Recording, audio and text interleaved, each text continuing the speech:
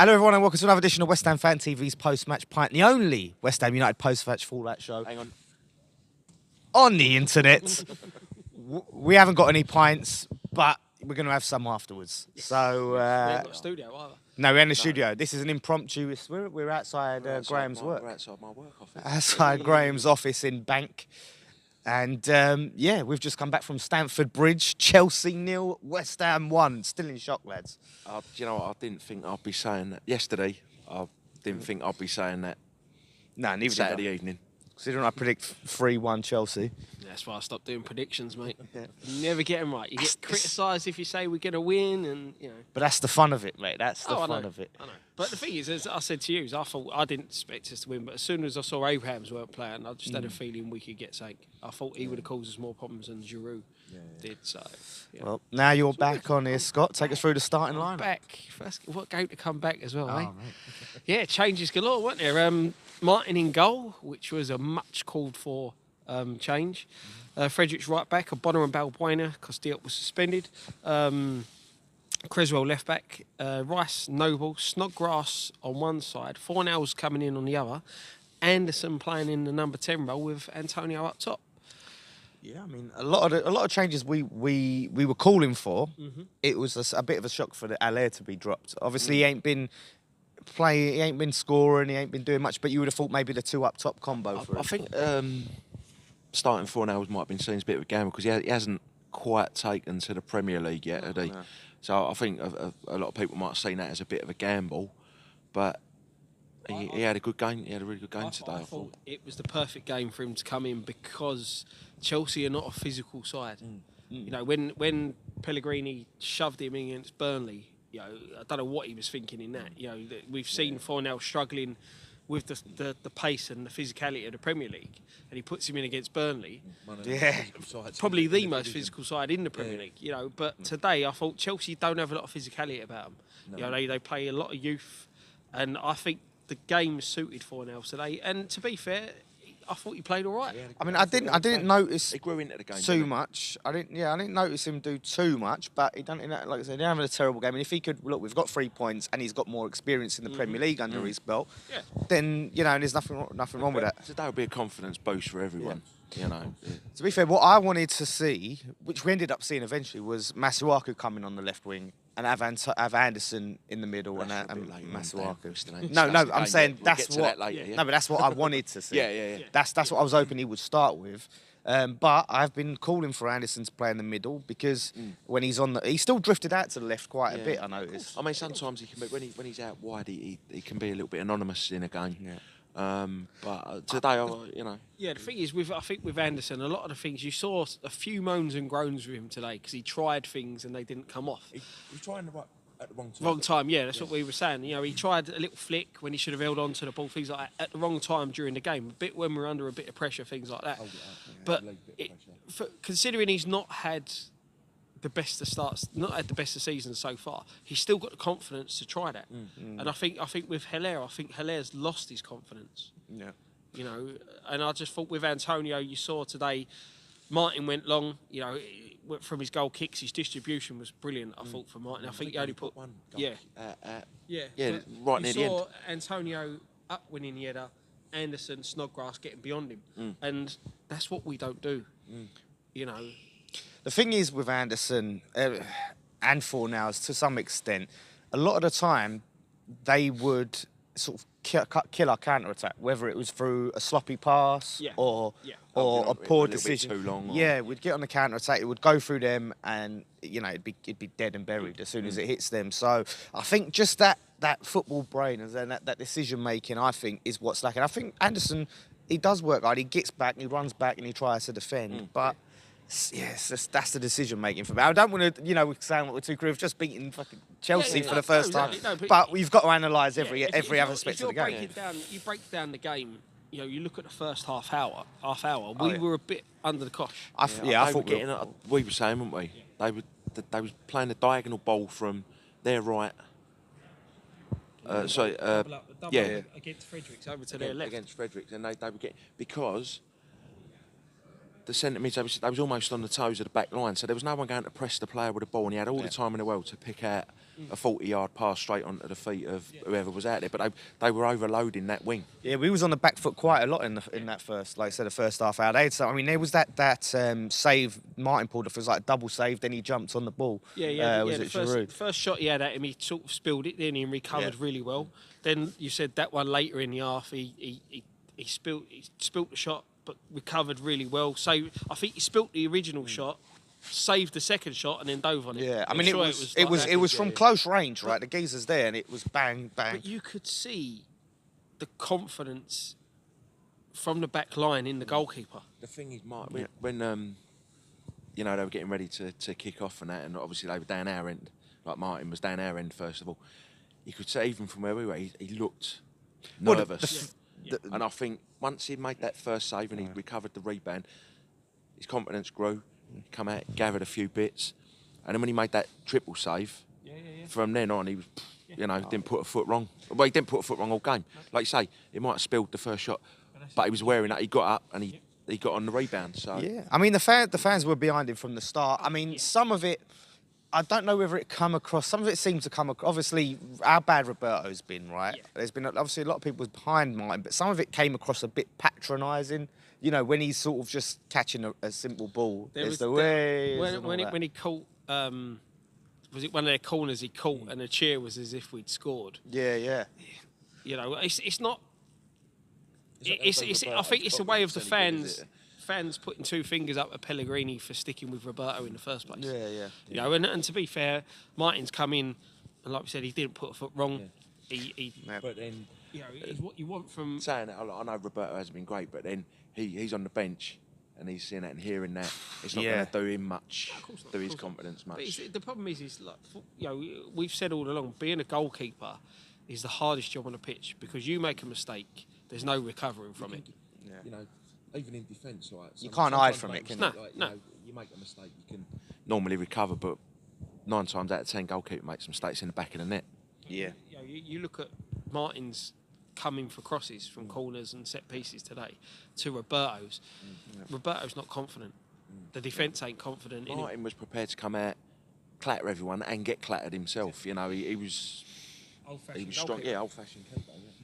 Yeah, and I mean that would have done him the world of good. It's funny because the fans, I think, it started off as sort of like a bit of a joke, and then as he goes on and he's making more saves and more good saves, fans are actually thinking like, oh, bloody hell, no, this geezer's good, and the cheers turn into like genuine like, wow, brilliant, like, and I think that would have done him the world of good. So I don't know why Pellegrini didn't bring him on soon. There was all this talk about him being a training ground keeper and all of that, whatever that means. I saw on Twitter today, rumour he's on £1,000 a week or something. Jeez. Dave Martin. Is he? That's what someone said on Twitter. I mean, don't believe all what you read on Twitter, but to be fair, it wouldn't surprise me with us if he was just bought in at his grand a week. But yeah, but like, do you think he would have been earning that at Millwall though? No, surely would have brought him on what he was earning at Millwall. He's 33. Keepers, if they stay injury free, can go until 40, 41. So he's still got a good few years left in him. A club legend. Yeah, we saw that. There was the thing on come up on Twitter, him mugging his dad, and I mean, wow, you know, I'm really happy for Alvin Martin that he was there to see that and see the fans getting behind his boy. We're going to get a lot of Chelsea fans going, "Oh, you celebrated like you won the FA Cup or you won the league, something like that." But for us, we've been in a dismal run. Yeah, we ain't won at Stamford Bridge for 17 years. 17 years, right? They're playing really well, and the fact that we've just gone there, beat them, got a clean sheet. VAR weren't about, it would have been 2-0. With our best keeper. It wasn't a lucky win. Oh, no. No, exactly. Yeah, with our best keeper injured and with, a keeper that was untested and couldn't get past the worst keeper in the league. Yeah. So, I mean, that's massive. That's a huge win. So, I mean, anyone who's saying, oh, celebrating, they don't understand football. They don't understand football. And it's... And you see how much that win meant to the players at the end of the game. All of them come over. You know what I mean? It was like, and Snodgrass, he'd go, yes. And like Declan Rice. Well, even Declan Rice was hugging Pellegrini, which Declan Rice got one over Chelsea now, isn't he? That's another one over Chelsea. Against his old mate, Mason Mount. Getting on to Rice, like we were saying that the first half, the midfield was sitting too deep and we weren't going out pressing. Second half, we started pressing a bit further forward, not allowing the ball, and then Rice, Rice was getting on the wing. No, he was getting on the wing. I was going to say that. I was watching one of the earlier games in the season, and someone turned around and said that about Rice, that he doesn't drive enough when he's on the ball. Today he drove forward, and I think we've missed that type of player since Cech went. We've missed that player that's going to pick up the ball as a centre midfielder and drive at teams. He was taking players on, and there's 2 times I noticed him like bombing down the wing. And I thought, geez, he's looking good down the wing. That second one, wasn't it? When Hilaire come on, he cut the ball inside to Hilaire, and Hilaire tried to play it back to him. And I don't know whether I think it was part of poor pass, but I don't think Rice. Joe, like when a defender makes a run and it's not like a runner forward would make, but Hilaire's played a pass that a forward would make. You know what I mean? I mean, to be honest, it was the right pass to make, but it was just a little bit. There's a few of them, I think. There's that like where it just seems this weird lack of communication and sort of dysfunction with our players, where someone has this idea and they'll play it a certain way. And do you think that's confidence in the players around the player? You know what I mean? The player on the ball's got the confidence to play that ball, but the other players in 2 minds. One, whether he's going to receive that ball because we've not been playing well. And 2, whether he's actually going to get there. And he's thinking, if I go for that, I'm going to be out of position type. You know what I mean? Yeah. When things are going right, you make them runs and the passes come off. When sort of the form we've been in and how bad we've been playing, that's in your mindset. Wait a minute, if I miss this, I'm out of position. We're going to get overloaded. That's why I think sometimes they don't come off. And that's what we were saying about Anderson doing certain things the right time. Yeah. And today he done a lot of things. I mean, he did get the assist, didn't he? In the end, Anderson. I thought he had an all right game. I think that's the thing is, I think even, to me, like I saw him make a lot of mistakes and a lot of sloppy passes, give up possession. But the thing about Anderson is even when he's doing that, he can always pull something out. And that's why, we always say it's good to leave him on the pitch. But that's also why he loses the ball a lot. Because he's trying things, he's trying what you want him to try. He's not trying the safe pass sideways, he's trying to make something happen. Yeah. And that's what you do sometimes, give the ball away a lot more. Yeah, no, there is that. But I do want to see him go forward in the central role. I like where he was playing. I really do. I'd like to see, if we can get a bit tighter together up top, I'd like to see him playing there behind Hilaire. Yeah. Maybe have Antonio on the wing. Yeah, I mean, because Antonio as well kept going out to the right. He's a natural right winger. Antonio run himself into the ground today. He was brilliant. I mean, you look at it, you go back, right, to the first game of the season. Every game since then, before he got injured, every half he played in was our best half. Yeah. And then since he come back, when he come on against Spurs, we scored 2 goals, could have snatched a point. Now we started, we scored when he was on the pitch. Obviously, he might not have directly been involved in the goal, but... He give that centre half a game. That centre half know who was in a game today. Yeah. Zuma and who was the other one? Who was it? Who was the one marking him mainly? He was a young one, wasn't he? There's one. Traore? Traore. Yeah. Anyway, whoever he is, they knew they were in a game. Yeah. They knew we were in a game. If Antonio's knackered, he's going off, and then you bring on someone who's equally as good in the air, equally as strong. So there was no respite for them. Yeah. I would have really liked to see them 2 play together. Yeah. Hilaire and... Talk about the goal. Well, yeah, let's get to the goal, because obviously before we get to that coming on, I mean, Anderson, obviously he had a lot of space at that point. He had quite a lot of space, and I'm thinking drive forward, and he plays it out to Creswell, and you think, he play it out wide. He shaped up like he was going to whip it low and hard, Yeah. didn't he? And he cut back inside, got it on his right foot, and what a finish. I mean, we all thought, I thought definitely, right, he's going to play it across goal here and nothing's going to happen. And he looks like he cuts picks in. his corner. And lovely finish. Unbelievable finish, Lovely finish. Listen, with that finish, from where it looked from our vantage point, we actually no replays of it. Yeah. But that type of finish, if that was a Hazard or someone like that, they'd be raving about it. That's his 3rd goal this season, isn't it? That was a great finish with his weaker foot. Great finish. Isn't it? Is he right in the third goal. He's actually picking back up with the goals, Creswell. I mean, I was in shock. I was in absolute shock when that went in, and it was buzzing. I mean, you have to say the fans, right, from the moment go, it was the crowd. It was all West Ham. The noise, all the noise. I didn't hear a single Chelsea song. I couldn't believe it. As soon as the game finished, I texted 3 of my mates in work are Chelsea fans, and I said, I've just been to your library and we've took 3 points. I mean, You know, it was. they've got right like a club legend as their manager. They're on an amazing run, Yep. and they can't come out and make any noise from the first whistle. No, exactly. Unbelievable. And it's a London derby. And it's a London derby. You know. That is horrendous. You would have thought like they'd been on relegation form or something, and they were so dead.